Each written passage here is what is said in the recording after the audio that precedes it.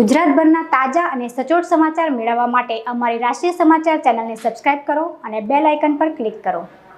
નીટના વિરોધમાં હવે મોડે પણ કોંગ્રેસીઓએ ઝંપલાવ્યું છે। વિદ્યાર્થી એનએસયુઆઈની સાથે યુથ કોંગ્રેસ દ્વારા વિરોધ કરવામાં આવી રહ્યો છે।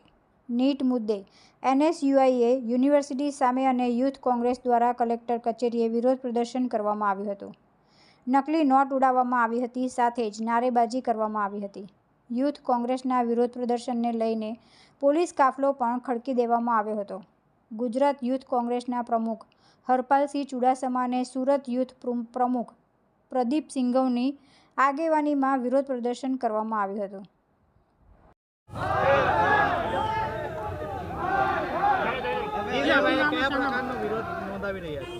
નીટની પરીક્ષા સમગ્ર દેશની અંદર આ 24 લાખ કરતાં વધુ યુવાનો છેલ્લા ઘણા વર્ષોથી મહેનત કરી રહ્યા હોય અને એનું પેપર લીક થાય છતાં પણ ભાજપની સરકાર એ પેપર લીક કાંડના આરોપીઓને હજુ સુધી પકડી શકી નથી। પેપર જે લીક થયું એની પરીક્ષા રદ કરી નથી અને જે પરીક્ષાના પેપરો લીક નથી થયા એવી નીટ પીજીની એક્ઝામ રદ કરવામાં આવી તો સરકાર કયા માર્ગે ચાલે છે એ આજ દેશને પોતે જણાવે। બીજું, આ ડુપ્લિકેટ નોટ લઈને અમે લોકો આવ્યા છીએ કે આ અત્યારે જે ભાજપની સરકારમાં જે ખેલ ચાલી રહ્યો છે, પૈસા આપો અને પેપર લઈ જાઓ, તો અમે પણ આ ડુપ્લિકેટ નોટ લઈને આવ્યા છીએ કે તમે ગરીબના છોકરાઓને ડૉક્ટર બનાવો, જે લોકો સાચી મહેનત કરી રહ્યા છે તમે એને ડૉક્ટર બનાવો। એટલે આ પૈસા લઈને અમે લોકો આવ્યા છીએ અને આ ભાજપની સરકારના શિક્ષણ મંત્રી રાજીનામું આપે ધર્મેન્દ્ર પ્રધાન, કારણ કે એ શિક્ષણ મંત્રીના લાયક નથી।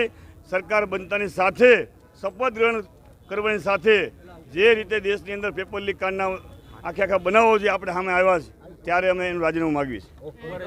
આવેદનપત્ર આપી અમે જે નીટ પરીક્ષામાં જે ગેરરીતિ થઈ છે એ વસ્તે આજે અમે વિરોધ પ્રદર્શન કરી આ નોટોના પૈસા જે ભાજપ સરકારના દલાલોએ જે કૌભાંડ કર્યું છે એ લોકોના પૈસા બતાવી આજે અમે વિરોધ નોંધાવવા આવ્યા છે। આવેદનપત્ર આપી કલેક્ટરશ્રીને રજૂઆત કરવામાં આવે છે કે જો આ જેટલા લોકોએ ભ્રષ્ટાચારી ભાજપ સરકારે જે આ કૌભાંડ આચર્યું છે એ લોકોને જો જેલના સળિયા પાછળ નહીં ધકેલવામાં આવે તો યુથ કોંગ્રેસ આખા ગુજરાતમાં આશ્ચર્યજનક આનાથી બી ખતરનાક પ્રોગ્રામ કરશે। આ પૈસા લઈને જ આ લોકોએ નીટનું જે પેપર લીક કર્યું છે આ પૈસા હજુ વધારે અમે આપવા માંગીએ છીએ કે તમે આ પૈસા અમારી પાસેથી લઈ લો, પણ ભવિષ્ય વિદ્યાર્થીઓનું નહીં બગાડો, અંધકારમાં નહીં લઈ જાઓ। ગુજરાતના વિદ્યાર્થીઓની વર્ષો જૂની મહેનત છે અને આ વર્ષોની મહેનતને તમે પાણીમાં નાખી છે। જે લોકોને સળિયા પાછળ ધકેલવા જોઈએ એ લોકોને આ ભાજપ સરકાર બચાવવાનું કામ કરી રહી છે અને સુરત યુથ કોંગ્રેસ આવનારા સમયમાં જો જરૂર પડશે તો શહીદ ભગતસિંહનો માર્ગ પણ અપનાવશે અને આ પૈસા આજે અમે કલેક્ટરશ્રીને આપવા માંગીએ છીએ કે જે લોકોએ આ કૌભાંડ કર્યું છે એમને આ પૈસા અમે અર્પણ કરીએ છીએ। યુથ કોંગ્રેસ એના ફંડમાંથી આપશે। યુથ કોંગ્રેસનો કાર્યકર્તા એને પૈસા આપવા આવેલા છે કે આ પૈસાથી તમે વિદ્યાર્થીઓનું અપમાન ના કરે, વિદ્યાર્થીઓના ભવિષ્ય અંધકારમાં ના નાખે, અમારી પાસેથી પૈસા લઈ લે।